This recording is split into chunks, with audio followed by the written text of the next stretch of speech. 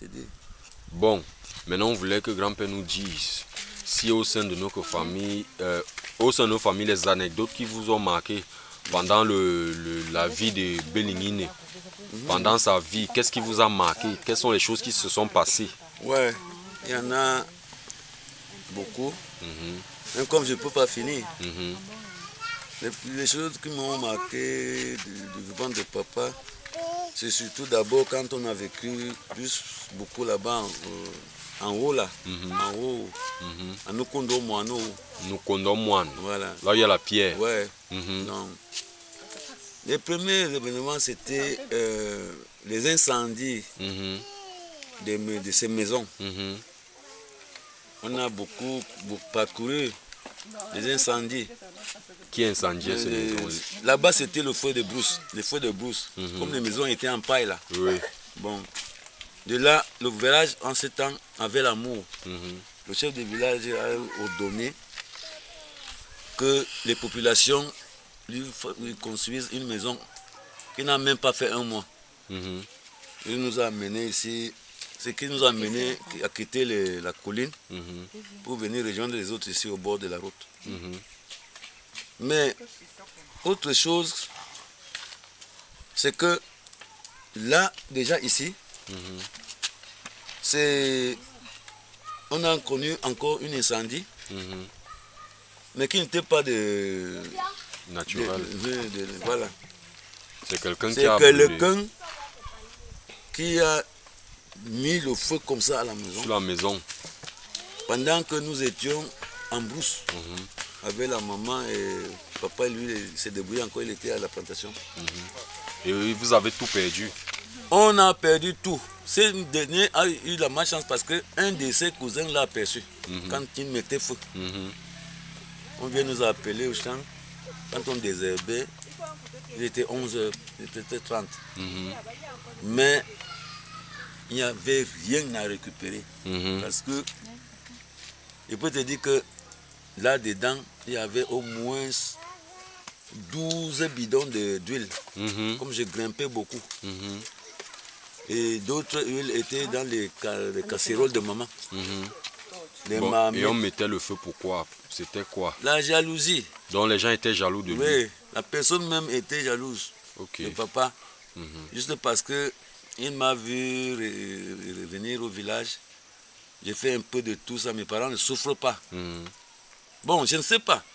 Ou peut-être sa femme a eu à demander à maman un peu d'huile et qu'elle a refusé, je ne sais pas. Elle a énervé.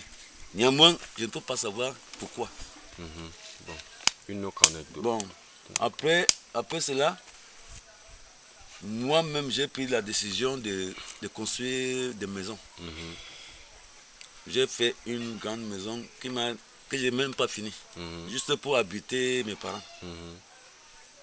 Après, autre anecdote, c'est que on a pris papa pour sorcier. Quand mon feu grand frère cousin meurt de fusillade. Il s'appelait comment? Il n'est que Pierre. En brousse. C'est lui-même qui m'a appris à chasser. Bon. Et finalement, c'est papa qui a été accusé pour sorcier. Que c'est lui qui l'a tué. Quoi. Un tas de trucs. Papa s'est justifié devant le peuple et le village. C'est moi-même qui l'ai envoyé venir attraper un poulet ici à la maison pour remettre aux oncles de ces derniers. Qu'ils aillent travailler. Si vraiment c'est lui, qu'on se la pute, ça le prenne. Bon, malheureusement, c'est arrivé que c'est mon frère lui-même qui s'est tué. Parce qu'il est allé porter le sac d'un type de Yambassa, qui était un sac lourd. Et c'est ça qu'il a amené à la mort. Ça fait donc que mes oncles m'ont ramené à Nikou le même jour du deuil. Quand il suivait tout ce qui s'est parlé, bon, maintenant mon père m'a vendu, comme il a donné le poulet, un tas de trucs, les gens vont me manger. Mes oncles m'ont ramené. J'ai fait donc 2 ans chez mes oncles. J'ai quitté de là-bas pour venir travailler ici. Voilà Une anecdote. d'autres anecdotes que je peux te citer. Bon, pour le reste, Quelqu'un que grand-père a soigné. voilà. Par exemple. Voici ce qui se passe alors au niveau de la santé. J'ai connu plusieurs que je ne peux même pas énumérer que papa soignait. Mais apparemment, tu vois la personne comme ça, que ce soit un enfant, tu te dis que celui-ci ne peut pas vivre, ne peut pas attendre le matin. Mais c'est pendant, dès que papa le touche, il a la guérison. Je vais te citer un homme qui vit encore à Oumang, qui s'appelle Tchochom Anyamen, qu'on a apporté sur le brancard. Il était déjà devenu blanc comme la neige. Fini. En ce moment, on était encore là-bas en haut. Sur la colline. Sur la colline. Mais papa l'a guéri. Et le voilà qui vit jusqu'à nous, je voici plus de, je peux même dire plus de 40 ans. Ok. Qui vit. Deuxième,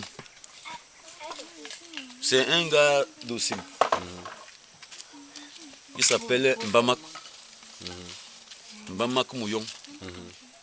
L'enfant du feu l'ex-canton. Ce monsieur se trouve aujourd'hui à Douala. Voilà donc, à partir de là que je peux te dire que, voilà, à partir de ce monsieur-là, cet enfant, que papa m'a testé.